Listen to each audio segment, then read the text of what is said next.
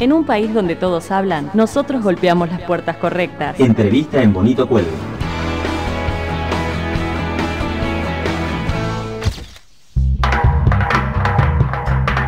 Segundo bloque en Bonito Cuelgue. Estamos hablando con Luciano Galup, es comunicador social, docente, participó del grupo Fundamental que tuvo que ver con los 21 puntos por una coalición por la radiodifusión. Luciano, te saluda Adrián Pertoldi, Bonito Cuelgue, ¿cómo estás? Hola Adrián, ¿cómo estás? Bien, todo bien. Luciano, bueno, un placer hablar con vos y queríamos preguntarte en la semana que tuvo que ver como noticia fundamental en lo comunicativo, en lo que concierne, ¿no?, a esta adecuación del Grupo Clarín. ¿Qué te parecieron estas 6 unidades que se fragmentó el grupo que presentó ante el AFSCA? Bueno, en principio es una señal positiva que hayan tenido que presentar un plan de adecuación. Era algo a lo que el Grupo Clarín se resistía, por lo cual inicialmente el hecho de que tengan que presentar una propuesta para adecuarse a la legislación actual es una buena noticia.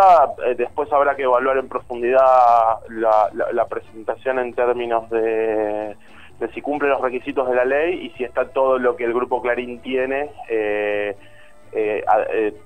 presentado en los papeles de forma adecuada, fundamentalmente porque la propuesta presenta una adecuación alrededor de 60 licencias de cable y el Grupo Clarín tiene casi 240, por lo tanto ahí faltan una serie de licencias que habrá que ver dónde están y cómo es la propuesta final de adecuación a la cantidad total de licencias de cable que el grupo tiene.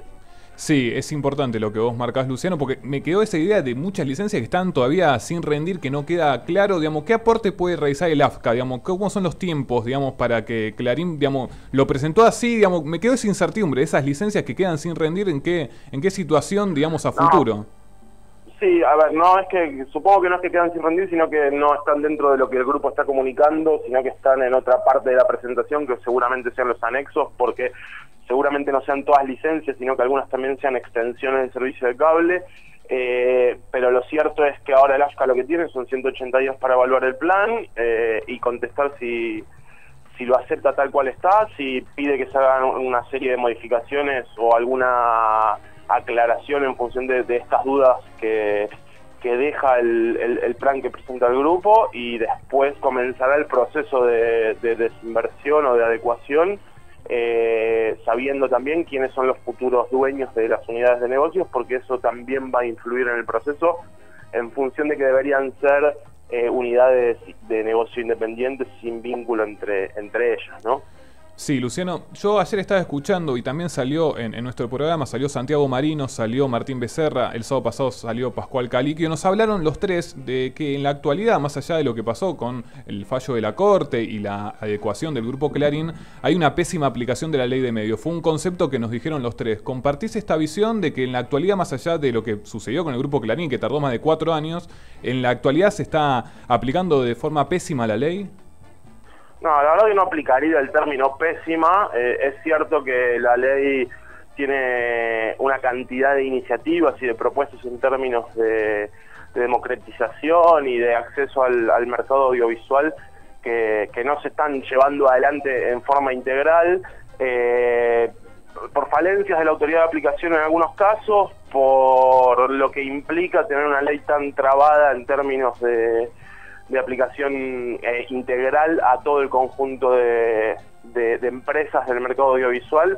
Pero sí, o sea, no aplicaría el término pésima porque no acuerdo con esa definición. Lo cierto es que sí la aplicación presenta algunas deficiencias por errores propios de la autoridad de aplicación en algunos casos y por complejidades de un mercado bastante concentrado, bastante complejo y con un poder de lobby fuerte en términos de hacia dónde se puede aplicar algunas de las iniciativas que propone la ley. Buenas tardes, Luciano. Iván Alexis Nordi te saluda. Respecto a la adecuación de oficio, la ley establecía que tenían un año las empresas, los grupos que no se adecuaban a la ley para presentar los planes de adecuación. De lo contrario, el AFSCA tenía que empezar las adecuaciones de oficio. Obviamente esto no pudo empezar por el amparo que presentó el Grupo Clarín, hasta que hace poquito finalmente la Corte Suprema declaró la constitucionalidad de todos los artículos. Ahí debería haber arrancado de vuelta la adecuación de oficio que estaba pausada. Sin embargo, el grupo presentó, a posteriori del año que la ley le daba, la adecuación voluntaria. ¿Cómo es el tema legal en ese sentido, dado que, por lo que vemos, el AFCA está por lo menos tratando o considerando la adecuación que el grupo presentó? Bueno, en principio una aclaración, el proceso de adecuación de oficio no está en la letra de la ley, sino que está en la letra del decreto reglamentario de la ley. Con respecto a la presentación, a la posibilidad del Grupo Clarín de presentar una adecuación voluntaria, tiene que ver con fundamentalmente que se agarran de una presentación que hizo previamente un socio del grupo en Cablevisión, que es el grupo Fintech, que tiene cerca del 40% de Cablevisión y que se había presentado al AFCA, y eso les permite decir o utilizar esa ventana como para hacer una presentación voluntaria. Y la verdad que en términos de aplicación de la ley es bastante más posible avanzar en un entendimiento en el proceso de desinversión de Clarín yendo por el lado de una presentación voluntaria que si el AFCA tuviera que adecuar al grupo de oficio, porque la verdad que el camino legal para la aplicación de la ley con el AFCA adecuando a Clarín de oficio sería bastante complejo y con un largo tiempo en los pasillos del tribunal. Perfecto. Ahora, ¿de qué depende que se apruebe este plan o no? Porque no es tan sencillo como, bueno, a ver, cumple o no cumple los límites máximos que plantea la ley y listo. Tiene, obviamente, una complejidad mucho mayor. ¿Cuáles serían los pasos o por lo menos los criterios con los que se evalúa si la presentación de Clarín cumple y se acepta o no? A ver, los criterios, en primera medida, el director de AFCA deberá evaluar si la presentación del Grupo Clarín, en primera medida, genera en esas 6 unidades de negocios propuestas, genera empresas que estén dentro de lo permitido por la ley en términos de cantidad de licencias, de alcance de cobertura, de multiplicidad de licencias. En segunda medida, el directorio de AFCA deberá evaluar si cada una de esas 6 unidades de negocio son unidades de negocio separadas o presentan propiedad cruzada de alguna forma demostrable, y una vez evaluado eso y también evaluado esto que decíamos antes, y es que si la totalidad de las propiedades que hoy tiene Clarín en el mercado audiovisual están contempladas en ese plan de negocios y en esa propuesta de adecuación, aprobarlo, y ahí empezará un largo camino también en función de ver cómo esas empresas se van dividiendo. Estamos hablando con Luciano Galup, es comunicador social, docente. Luciano, hablando del directorio del AFCA, hay una renovación antes del 10 de diciembre. Te quería consultar acerca de cómo ves la función que ha desarrollado Sabatella en todo este tiempo y si debe continuar en el AFCA. ¿Cómo es tu visión personal del tema? Mira, a ver, entiendo que Sabatella fue puesto ahí para llevar adelante una tarea compleja y asumió su responsabilidad. La verdad que no me corresponde a mí decir si me parece que tiene que continuar o no. Creo que el AFCA podría tener una serie de iniciativas por fuera de el conflicto con el Grupo Clarín, pero más allá de eso, la verdad que no es mi tarea decir si Sabatella debe o no continuar ahí. La verdad que uno lo que espera es que la ley termine aplicándose en su conjunto y que permita generar algunos espacios de participación en el mercado audiovisual por fuera de lo que venimos viendo en la Argentina en los últimos 30 años. Te llevo nuevamente a lo que comentaste al principio de la nota. ¿Quiénes pueden ser, según tu criterio, los nuevos dueños de las distintas unidades en las que Clarín se podría dividir? La verdad que eso no es simple de saber. Uno tendería a pensar que sería una adecuación en la cual, por un lado, se podría, como entre comillas, adelantar algo de herencia del grupo, es decir, algunas de las partes menos rentables del negocio ya pasárselas a futuros herederos, y después probablemente la división de los grupos o de las fragmentos más interesantes del negocio en el plan de adecuación, que son principalmente las 3 primeras unidades de negocio, que son las que contemplan licencias de cable, quedar entre empresas armadas a tal fin, entre los socios actuales del Grupo Klein, pero la verdad que es algo que no es simple de saber hasta tanto el grupo no diga quiénes van a ser los dueños de esas unidades de negocio. Lo que sí es muy probable es que no los pongan a la venta, es decir, no salgan a poner un aviso en el diario diciendo vendo grupo de medios, sino que se rearmen en estructuras más pequeñas, pero dentro de la propiedad actual de los medios, del grupo. Luciano, la última pregunta y agradeciéndote por tus conceptos que la verdad que nos nutren y mucho. Uno de los aspectos más salientes de la ley es el 33% a las organizaciones sin fines de lucro. Yo vi muy pocos avances, una opinión personal acerca de la implementación que hizo el AFSCA y también la voluntad política de ese 33%. ¿Cómo ves ese tema puntual?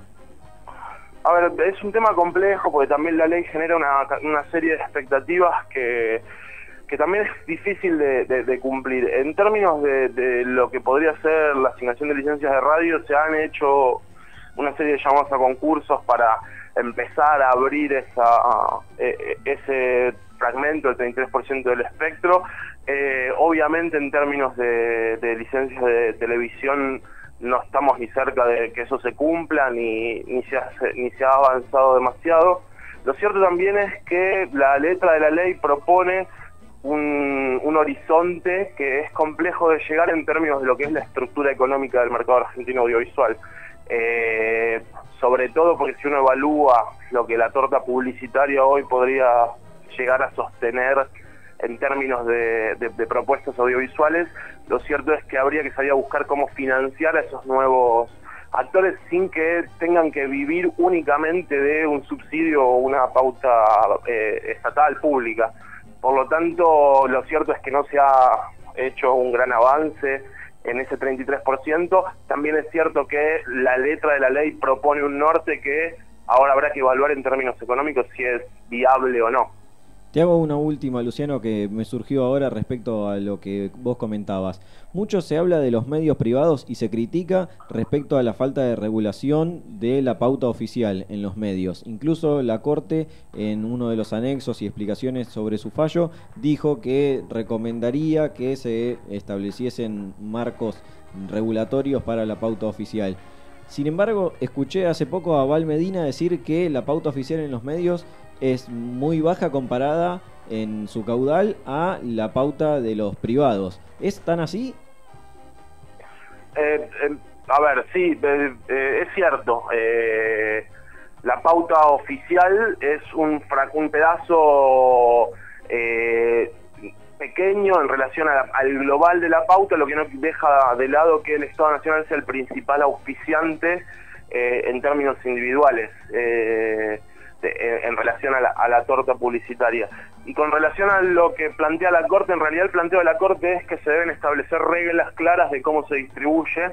No importa cómo se distribuye, sino que simplemente lo que se debería hacer es decir cuáles son los criterios para la distribución, más allá de que se le decida dar a un medio o no. O sea, lo que pide la Corte es que haya reglas claras en relación a la forma en la que se distribuye, pero sí, o sea, es cierto que el Estado, la inversión publicitaria del Estado es pequeña es la más grande individualmente, pero es un fragmento de una torta mucho más grande, incluida la torta publicitaria privada, y también es cierto que la inversión en publicidad oficial por habitante del Estado Nacional es mucho más baja que la relación que hay tanto en Provincia de Buenos Aires como en la Ciudad de Buenos Aires. Esto quiere decir que el problema de cómo se distribuye la pauta oficial y la política que suelen tener los estados y los gobiernos en relación a la pauta oficial es un problema que cruza a cualquier administración en el país, ¿no?